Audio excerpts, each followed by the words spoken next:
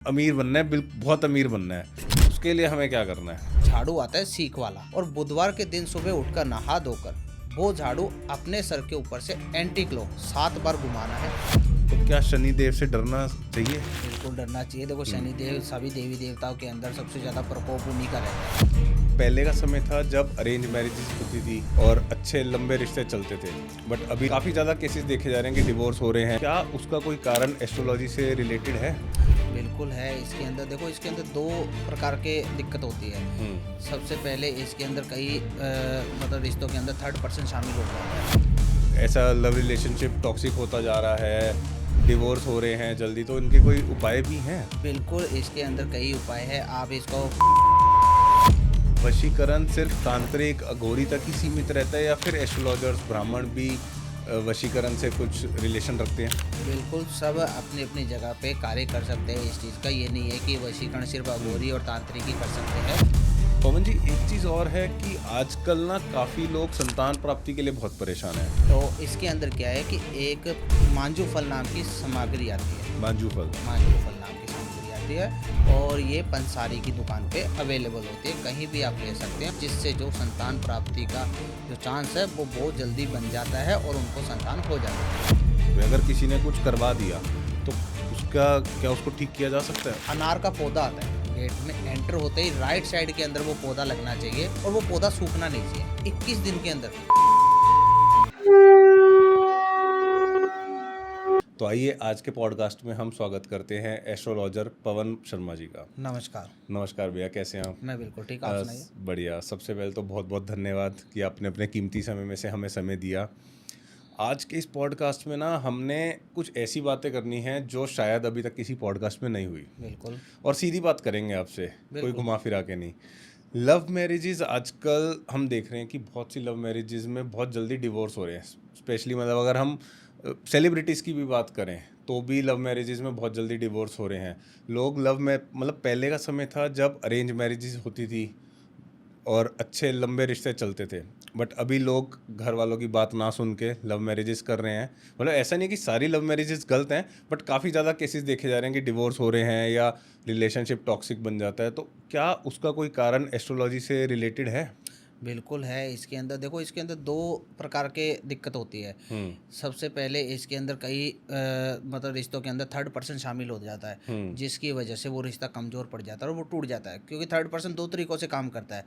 First, वो भड़काता है, सिखाता है, एक दूसरे के कान भरता है, जिसकी वजह से वो एक दूसरे के खिलाफ होते हैं। दूसरा होता है कि वो जब ये चीज़ें अपना चुका होता है और वो रिश्ता नहीं तोड़ पाता, तो फिर वो जादू टोने का इस्तेमाल करता है, बहुत से लोगों से कार्य करवाता है कि ये रिश्ता टूट जाए।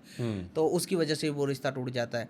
और तीसरा रीजन होता है कि इसके अंदर ग्रह नक्षत्रों की वजह से कई बार हमारे ग्रह नक्षत्र एक दूसरे के विरुद्ध जब काम करते हैं तो हमारी जो सोचने की क्षमता होती है वो कमज़ोर हो जाती है। हम एक दूसरे के बारे में समझना बंद कर देते हैं, सुनना बंद कर देते हैं, तो वो विरोध का कारण बनता है, जिसकी वजह से वो रिश्ता टूट जाता है। अच्छा, तो अभी जैसे आपने बताया कि ये 3 कारण आपने बताए, तो क्या इनके कोई उपाय भी हैं कि अगर ऐसा लव रिलेशनशिप टॉक्सिक होता जा रहा है, डिवोर्स हो रहे हैं जल्दी, तो इनके कोई उपाय भी हैं? बिल्कुल, इसके अंदर कई उपाय हैं। आप इसको पूजा पाठ के ज़रिए भी करवा सकते हैं और इसके अंदर जैसे मान लो पति पत्नी का रिश्ता है या लव रिलेशनशिप का कोई भी इशू है, तो उसके अंदर मैं बता दूं कि जैसे हम औरतें घर में खाना बनाती है, रोटी बनाती है, तो सुबह उठकर नहा धोकर भगवान के पूजा पाठ अनुष्ठान करके जो भी है करके अपने घर का काम, और उसके बाद जब खाना बनाती है तो घर में जो फर्स्ट रोटी बनती है उस रोटी को वो एक तरफा कच्ची रखे और एक तरफा सेक ले। अच्छा। और जो कच्ची रोटी है रखी हुई एक तरफा, उसके ऊपर सरसों का तेल लगाकर और थोड़ा सा चीनी डालकर या शक्कर डाल ले, अगर जो भी अपने पास अवेलेबल है वो डालकर वो बुधवार और शनिवार के दिन काले कुत्ते को खिलाए, तो उससे उनके बीच जो दूरियां बन रही हैं वो काफ़ी ज़्यादा कम हो जाती हैं और वो रिश्ता बच जाता है। अच्छा, और अभी आपने जैसे बात करी कि लोग मतलब जैसे अगर किसी का रिलेशनशिप है, जेलसी में कुछ लोग तुड़वाने के लिए भी ये सब करते हैं, तो उसमें बात आती है वशीकरण की। तो अगर हम वशीकरण की बात करते हैं तो क्या वशीकरण सिर्फ तांत्रिक अघोरी तक ही सीमित रहता है या फिर एस्ट्रोलॉजर्स ब्राह्मण भी वशीकरण से कुछ रिलेशन रखते हैं? बिल्कुल, सब अपनी अपनी जगह पे कार्य कर सकते हैं इस चीज़ का। ये नहीं है कि वशीकरण सिर्फ अघोरी और तांत्रिक ही कर सकते हैं। वशीकरण ब्राह्मण भी कर सकता है, और भी जो इस फील्ड में काम करते हैं, मान लो कोई भी किसी तरह का काम करते हैं, तो वो इस कार्य को कर सकते हैं। ये कार्य एक पूजा पाठ का रूप है। इसको मतलब वशीकरण का नाम दिया गया है, बाकी इसके अंदर पूजा पाठ अनुष्ठान का काम ही होता है। तो वो ब्राह्मण भी कर सकता है, क्योंकि हमारे ऋषि मुनि आज तक काफ़ी तप किए हैं उन्होंने, और तपस्या की है, जिससे उन्होंने अपने मतलब बल प्राप्त किया है, शक्ति प्राप्त की है, और कई काम सिद्ध किए हैं। तो वो सात्विक विधि से किए उन्होंने, तो वो पूजा पाठ का ही एक काम भाग था। तो उसके अंदर वो पूजा पाठ के जरिए हम ये वशीकरण का नाम जो है, वो विधि है, वो कर सकते हैं और अपने रिश्ते को वापस बचा सकते हैं। तो जैसे अभी हम लव रिलेशंस की बात कर रहे हैं, तो आपके पास आई थिंक काफ़ी ज़्यादा केसेस आते होंगे लव रिलेशन के। तो अगर आप कुछ ऐसा कोई केस बता सकें जिससे आप अब मतलब आपकी लाइफ में अभी तक ऐसा केस आपने भी नहीं देखा और बहुत हैरान हुए आप, कुछ ऐसा? बिल्कुल, मेरे पास एक ऐसा केस आया था। हमारा संपर्क भी एक बहन भाई का जैसे हो गया। वो उसके अंदर जैसे दो लोग आपस में एक दूसरे से प्रेम करते थे, अच्छा। तो उसके अंदर लड़के वालों की फैमिली का उस लड़की पे काफ़ी दबाव पड़ा। जैसे उसकी बहनें, वो उन्होंने काफ़ी दबाव दिया रिश्ता तोड़ने का। माँ ने काफ़ी दबाव दिया, और लड़का भी काफ़ी चेंज हो चुका था। तो वो बहन मेरे पास आई, मेरे से संपर्क किया उसने, और ये तकरीबन 5-6 साल पहले की बात है। तो उसने मेरे से संपर्क किया, तो उसने मेरे को सब प्रॉब्लम बताई। मैंने बहन को यही बोला, देखो बहन, मैं पूजा पाठ अनुष्ठान का काम करता हूँ सात्विक विधि से, तो मेरे कामों में समय जरूर लगेगा, लेकिन आपको फल मिलेगा। उस बहन ने विश्वास रखकर मेरे से काम करवाया, और कंटिन्यू जुड़ी हुई, आज भी जुड़ी हुई है। अगर उसके मतलब घर में कोई भी बातचीत होती है, कुछ भी पूछना होता है, तो वो आज भी मेरे से बात करती है। तो उसमें मेरे को काफ़ी पूजाएँ करनी पड़ी, और काफ़ी उपाय भी मैंने बहन से करवाए। तो वो आज रिश्ता इस प्रकार है, उसी घर में उसकी शादी हुई, वही परिवार उसको अपने साथ रख रहा है, और आज वो अपनी लाइफ में खुश है। पवन जी, एक चीज़ और है कि आजकल ना काफ़ी लोग संतान प्राप्ति के लिए बहुत परेशान हैं। शायद मतलब जितना मेरे को मेरी समझ है, शायद उसका एक कारण ये भी है कि पहले जो शादी की उम्र थी वो कम थी, और अभी शादी की उम्र बढ़ गई है, लोग अब लेट शादियां कर रहे हैं। तो मैं आपसे ये जानना चाहता हूँ, क्या इसका कुछ एस्ट्रोलॉजिकली भी इफ़ेक्ट है, या फिर कोई उपाय अगर आप बताना चाहें संतान प्राप्ति के लिए एस्ट्रोलॉजी और सात्विक तरीके से? बिल्कुल, इसका उपाय है, मैं ज़रूर बताऊंगा। बाकी जो आपने बोला कि भाई संतान नहीं हो रही, इसका सबसे बड़ा रीज़न यही है कि पहले जो शादियां थी वो कम एज में होती थी, जी। समथिंग 20, 22, 21 के लगभग शादी हो जाती थी। तो उस आयु के अंदर अपने में जो शरीर के अंदर जो दिक्कत परेशानी आज हो रही है शादी लंबे समय के बाद, तो वो पहले नहीं रहती थी। ठीक है, तो उसके अंदर संतान प्राप्ति के जो चांस थे वो बढ़ते थे, और तुरंत 1-2 साल के अंदर संतान हो जाती थी। लेकिन अब जो समय पीरियड चल रहा है, बच्चे एजुकेशन की तरफ जा रहे हैं, कोई काम धंधे के पर्पस पे जा रहे हैं, तो वो शादियां जो है वो लेट कर रहे हैं। वो रीज़न लेट हो गया शादी का, सब सेटल होना चाहते हैं और उसके बाद शादी करना चाहते हैं। बिल्कुल। तो उसकी वजह से क्या होता है कि जो संतान प्राप्ति के चांस है वो शरीर के अंदर कम होते जाते हैं। तो जिसकी वजह से उनको संतान में दिक्कत होती है, और वो काफ़ी मतलब मेडिसिन भी लेते हैं, डॉक्टरों को भी दिखाते हैं, लेकिन फिर भी उनको संतान प्राप्ति नहीं होती। तो मैं इसका एक उपाय बताऊंगा अपनी बहनों को। तो इसके अंदर क्या है कि एक मांजू फल नाम की सामग्री आती है। मांजू फल। मांजू फल नाम की सामग्री आती है, और ये पंसारी की दुकान पे अवेलेबल होती है, कहीं भी आप ले सकते हैं, और मिनिमम इसका खर्चा 10-20 रुपये या 30 रुपये तक लगता है। तो वो सामग्री वो ले आए, और उसको बुधवार को सेवन करना होता है।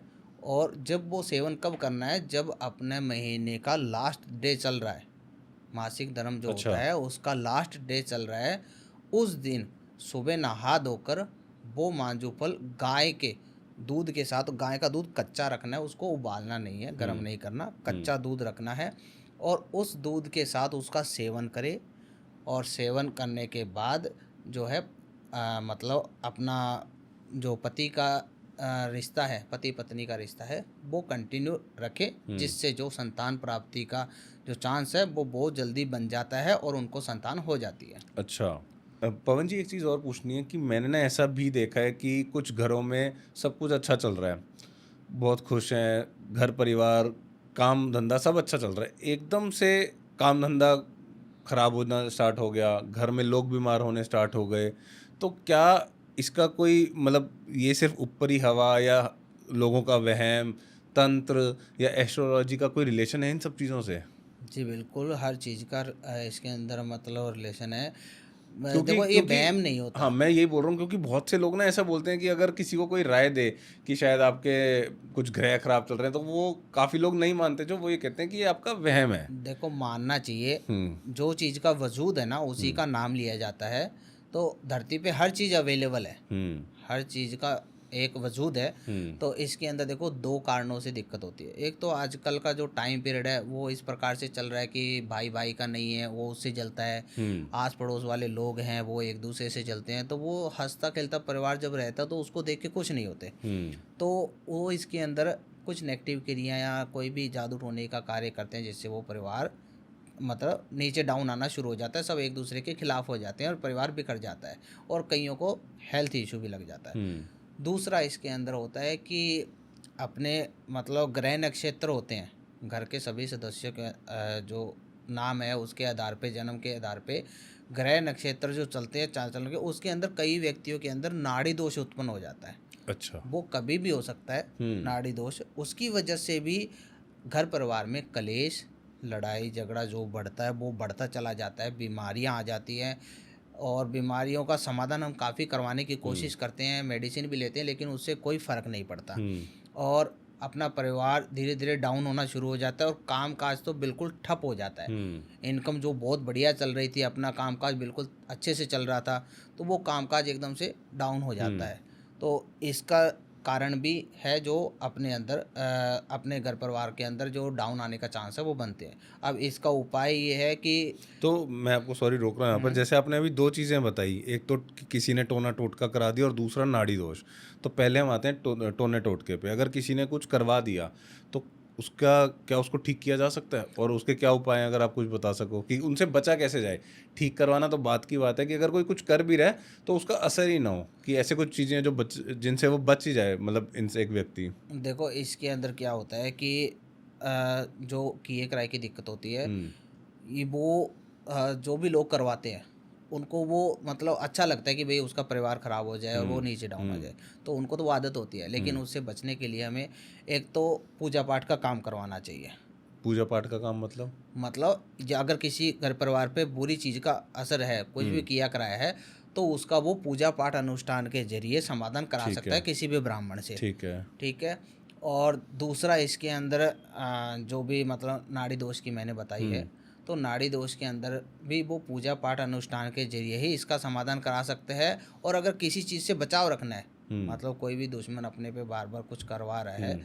तो उसके अंदर वो मतलब रोज़ाना कुछ चीज़ें मैं बता रहा हूँ उसकी धुनी घर में दे, जिससे अच्छा। अपने घर में बचाव होता है। जैसे हुँ, इसके अंदर लोबान आता है, हुँ, और हवन सामग्री आती है, भूत केसी आती है, जटामासी आती है। ये सब सामग्री जो है वो पंसारी की दुकान पे मिल जाती है। हुँ, तो रोज़ाना हम घर में जैसे कोई चूल्हा जलाता है तो वो कोयले ले ले, हुँ। अगर चूल्हा नहीं जलाता है तो वो उपला आता है, जो गाय के गाय गोबर का का। गोबर का बनता है, वो उपला ले ले, उसको जला ले, जब वो जल जाए पूरा, तो उसके बाद उन चीज़ों को किसी बर्तन में रख ले, हुँ, कोयले को या उपले को, और उस पे वो सारी सामान सामग्री डाले और उसका जो धुआं उठता है, उस धुएँ को पूरे घर में, कोई भी घर का कोना बाकी नहीं रहना चाहिए, छत से लेके बाहरी गेट तक कोई भी जगह बाकी नहीं रहनी चाहिए, पूरे घर में उस धुनी को दे अच्छा। और बाद में उसको आंगन में ला के रख दे। तो वो जब देते समय क्या कोई मंत्र या नहीं, कुछ? कोई मंत्र जाप नहीं अच्छा। करना। हुँ, वो धुनी का इफ़ेक्ट इतना ज़्यादा पड़ता है कि जो भी घर में नेगेटिव ऊर्जा रहती है, बुरा किए कराए का असर रहता है, वो सब घर के बाहर चला जाता है। वो धुनी जो हम देते हैं उसका धुआँ अपने पूरे घर में फैलता है। तो हुँ, उसकी वजह से सारी नेगेटिव ऊर्जा, सारी किए कराए की दिक्कतें वो घर से बाहर चली जाती है और वापस घर में सुख शांति वाला माहौल बन जाता है। हुँ। तो ये रेगुलर कर सकते हैं हाँ, ये ये चीज़? रेगुलर कर सकते हैं। काफ़ी लोग तो मतलब रेगुलर करते हैं और बाकी इसको मिनिमम 21 दिन तो करना ही पड़ता है, अगर किसी को ऐसा लग रहा है कि अपने घर में किए कराए की दिक्कत है, तो 21 दिन बाद उसका इफ़ेक्ट दिखना स्टार्ट हो जाएगा? दिखना स्टार्ट हो जाता है। हुँ। एक चीज़ और है कि लोगों को ना बहुत जल्दी नज़र भी लग जाती है, स्पेशली बच्चों को। तो क्या अगर आप उसके कुछ उपाय बता सकें कि नज़र बिल से बचने के लिए? बिल्कुल उसका भी उपाय बताता हूँ हुँ। आपको। जैसे किसी को बार-बार नज़र लग रही है घर में, और एक चीज़ और है कि कोई पहचाने कैसे कि उसको अभी नज़र लग गई है? देखो नज़र लगने से क्या होता है कि एक तो बच्चा सुस्त हो जाता है। हुँ, सुस्त हो जाता है, खाना पीना छोड़ देता है, भूख नहीं प्रॉपर लगती और बच्चे की हेल्थ का इशू हो जाता है, बच्चा डाउन होना शुरू हो जाता है।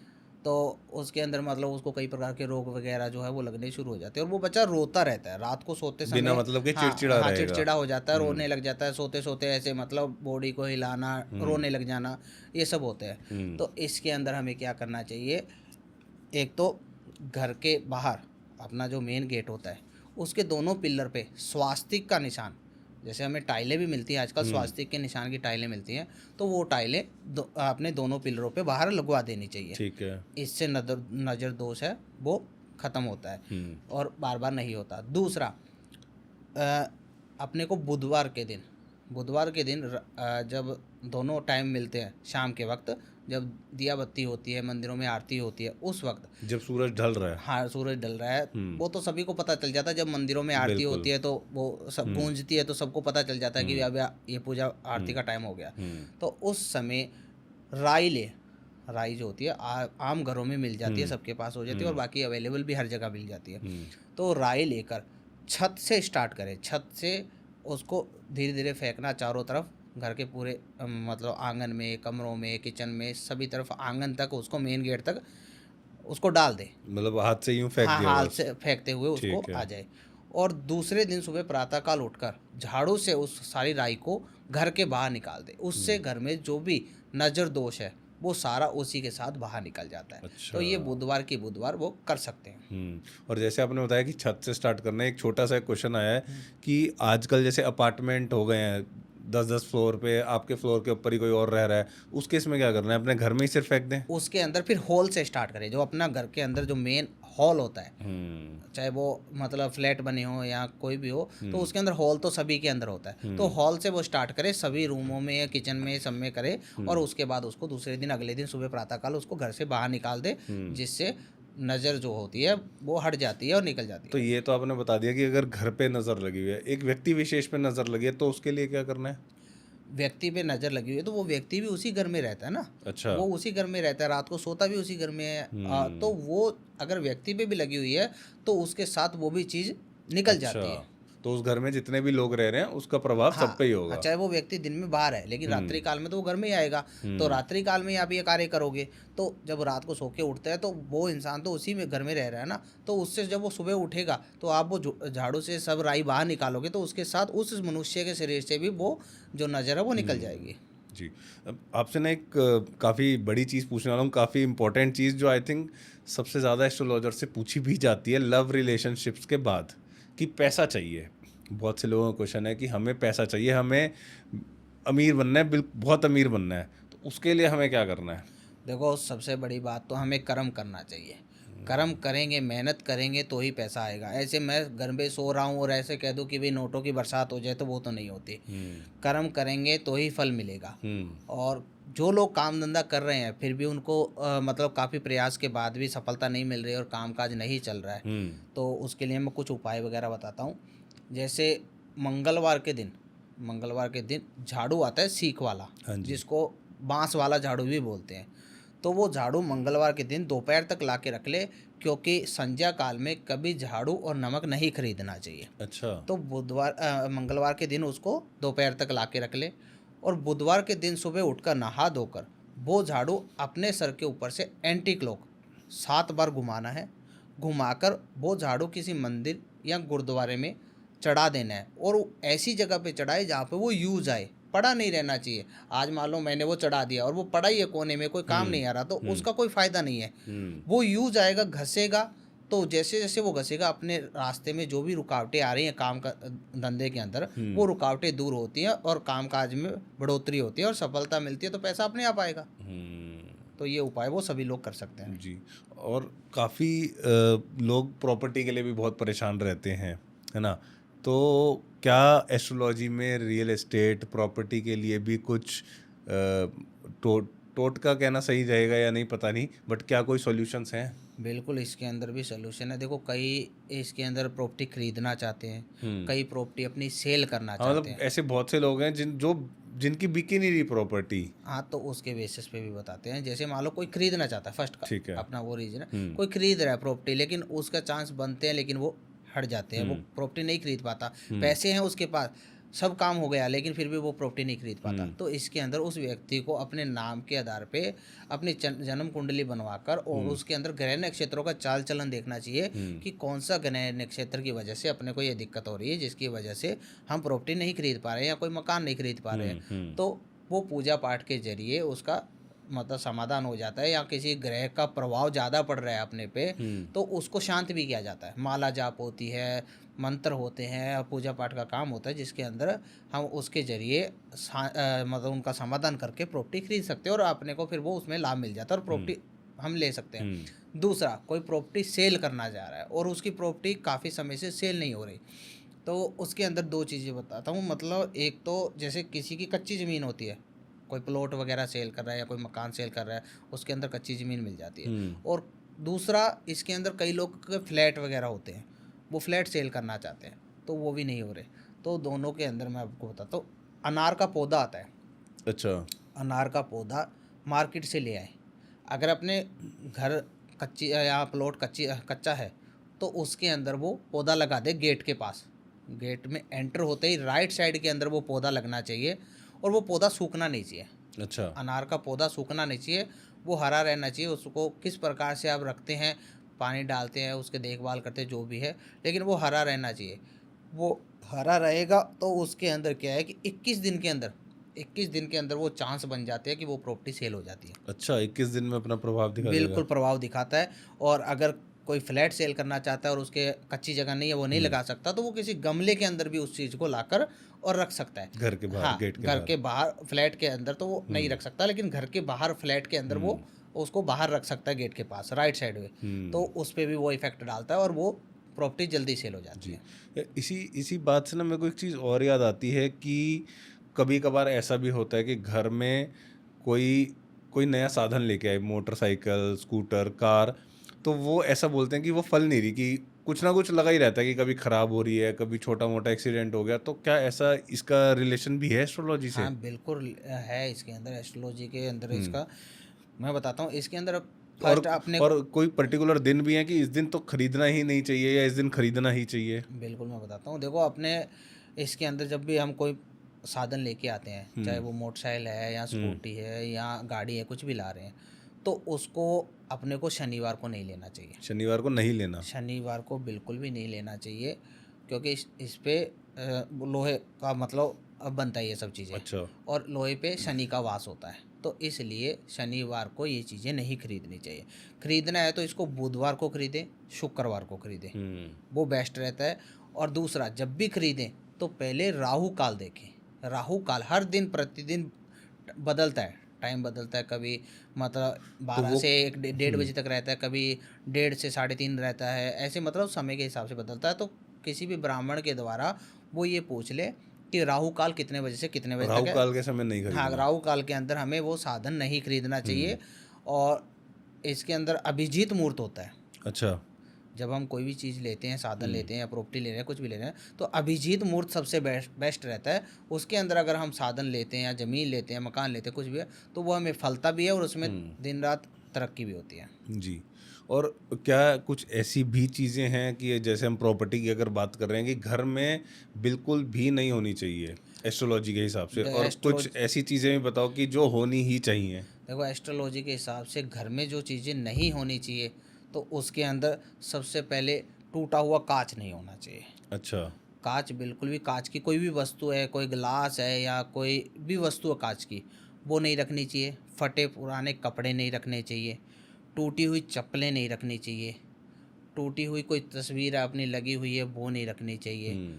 और मतलब अपना जो सोने का रूम है उसके अंदर भगवान की तस्वीर नहीं होनी चाहिए। अच्छा। ठीक है, ये सब चीज़ें नहीं रखनी चाहिए।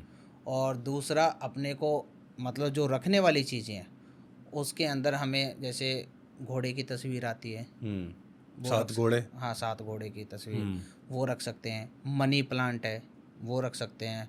और एक अपराजिता की बेल आती है, वो काफ़ी मतलब फेमस भी है और लोग उनको घरों में रखते भी है। उससे अपने घर में जो है वो लाभ मिलता है, घर में तरक्की आती है और बढ़ोतरी होती है। और एक चीज़ और, जब अपने घर में जो घड़ी लगी हुई है वो घड़ी रुकी हुई नहीं होनी चाहिए और टूटी हुई नहीं होनी चाहिए।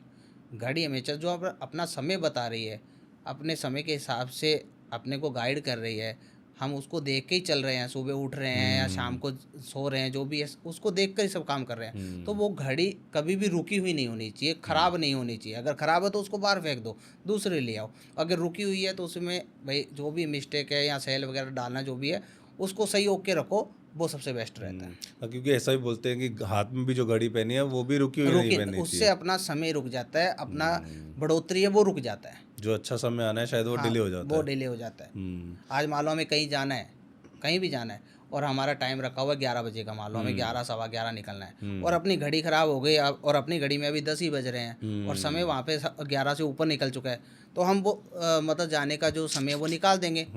तो वो घड़ी की वजह से हुआ ना सारा कुछ, क्योंकि हमने समय तो देखा लेकिन वो घड़ी रुकी हुई है।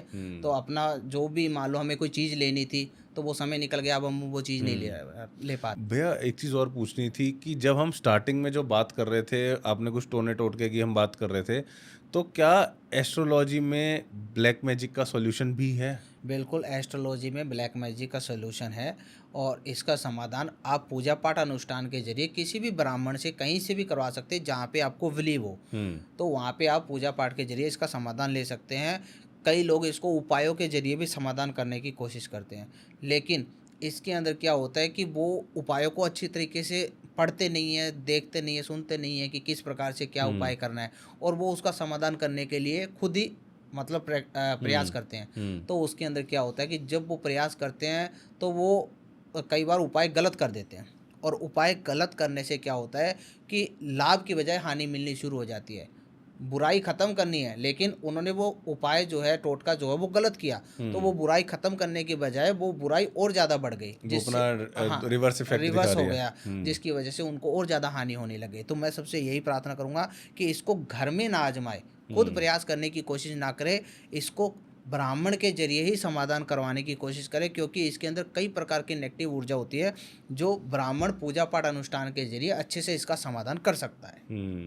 अब एक बारी ना हम वापस थोड़ा सा पीछे जाते हैं। जब आप बात कर रहे थे कि घर में कोई नया साधन आ रहा है तो शनिवार को नहीं लाना, तो जब हम शनिदेव या शनिवार की बात कर रहे हैं, शनिदेव की स्पेशली बात करते हैं ना, तो लोग बहुत डरते हैं शनिदेव से कि ज़्यादातर लोगों की साढ़े सती या ढैया चल रही है तो लोग डरते हैं। तो क्या शनिदेव से डरना चाहिए?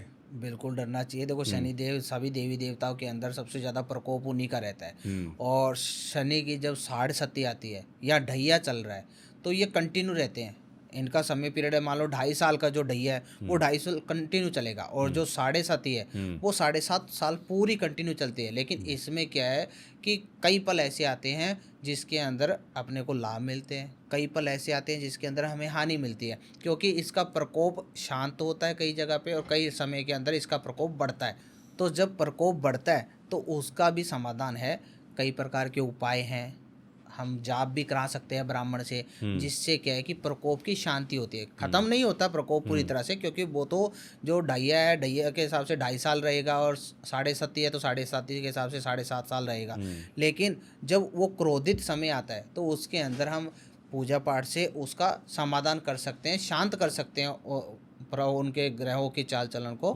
और दूसरा, कई उपाय होते हैं इसके अंदर, शनि के कई उपाय होते हैं। जैसे मान लो हम शनि भगवान के मंदिर में जाके दिया जलाएं, सरसों के तेल का दिया जलाओ, उसमें काले तिल डालो, थोड़े से उड़द डालो, वो डालकर दिया जलाओ, और शनि भगवान की जो मूर्ति होती है, प्रतिमा होती है, उसके ऊपर काले तिल डालकर और सरसों का तेल डालें, तो उससे भी अपने ऊपर जो शनि की प्रकोप होता है वो थोड़ा कम हो जाता है, वो ज़्यादा हानि नहीं पहुंचाता।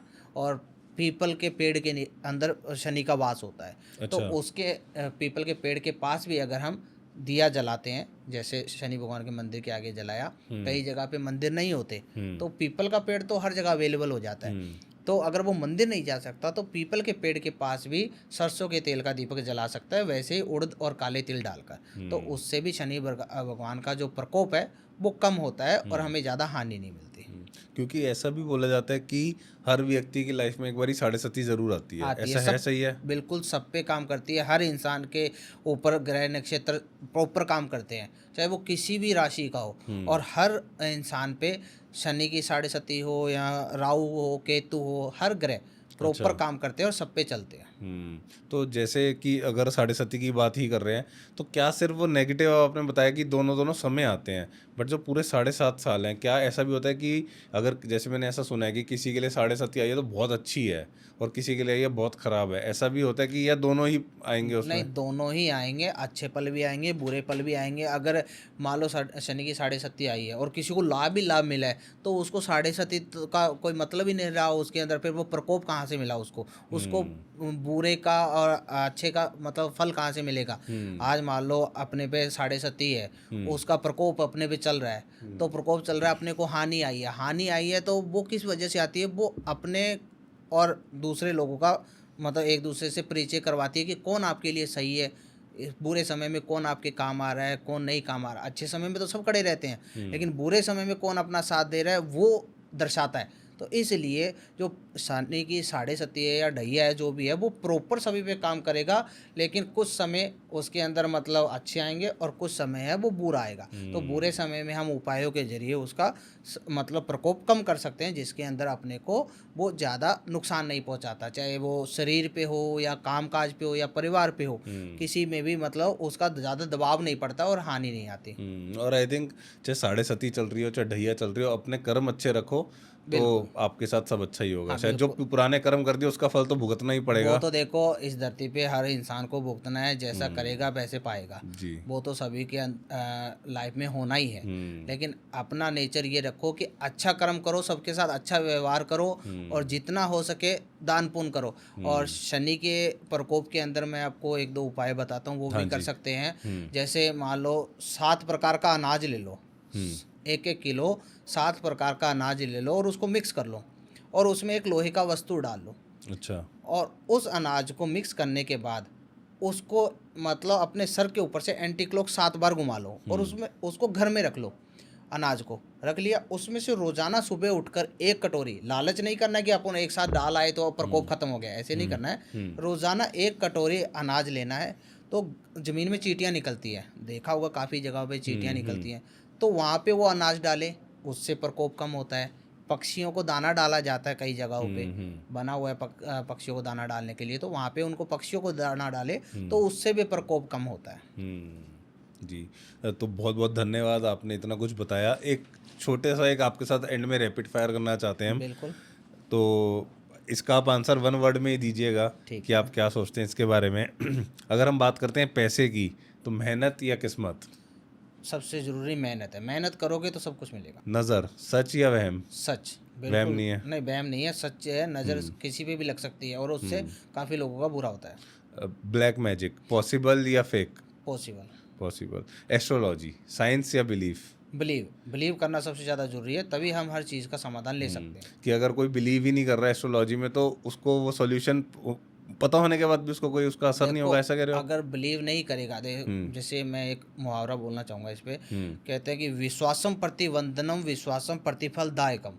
इसका अर्थात मतलब ये होता है कि अगर हम विश्वास से पत्थर को पूजते हैं तो उसमें भी भगवान नजर आ जाएंगे, और अगर हमें विश्वास नहीं है तो मंदिर मस्जिद गुरुद्वारा हम कहीं भी चले जाए, कहीं भी भगवान नहीं है, वो प्रतिमा है भगवान की, भगवान नहीं है। अगर ना माने तो, और माने तो सब कुछ है। तो विश्वास सबसे बड़ी चीज़ होती है।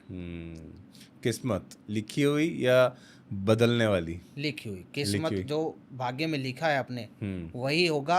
बस उसको हम कम ज़्यादा कर सकते हैं कि मान लो अपने पे कोई दिक्कत परेशानी आई है ग्रह नक्षत्रों की वजह से या किसी भी वजह पे, तो हम उपायों के जरिए उसका थोड़ा प्रभाव डाउन कर सकते हैं। अच्छा, आखिरी चीज, शनिदेव, डर या न्याय? न्याय।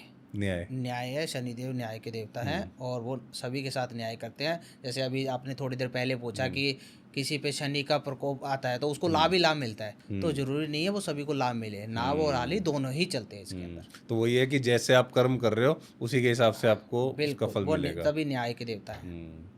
पवन जी, एक चीज़ और थी कि अगर आपने अभी इस पॉडकास्ट में ना बहुत सारे उपाय बताए, तो अगर क्या कोई ये उपाय कर रहा है या वो थोड़ा सा कंफ्यूज हो रहा है, तो क्या वो आपसे कांटेक्ट कर सकते हैं? मैं डिस्क्रिप्शन में आपका सारी कांटेक्ट डिटेल्स डाल सकता हूँ? बिल्कुल डाल सकते हो, क्योंकि कोई भी उपाय हम करते हैं परफेक्ट तरीके से करेंगे तभी उसका लाभ मिलेगा। तो अगर किसी भी इंसान को सही तरीके से इस चीज़ के बारे में नॉलेज नहीं मिली है, ना यहाँ समझ नहीं आया है, तो वो हमें कॉल या व्हाट्सअप करके इस चीज़ के बारे में पूछ सकते हैं, समाधान ले सकते हैं। जी, तो मैं आपकी डिटेल्स बिल्कुल डिस्क्रिप्शन में डाल दूँगा और एक और बार बहुत-बहुत धन्यवाद आपका। धन्यवाद, बिल्कुल। जय श्री महाकाल। जय श्री महाकाल।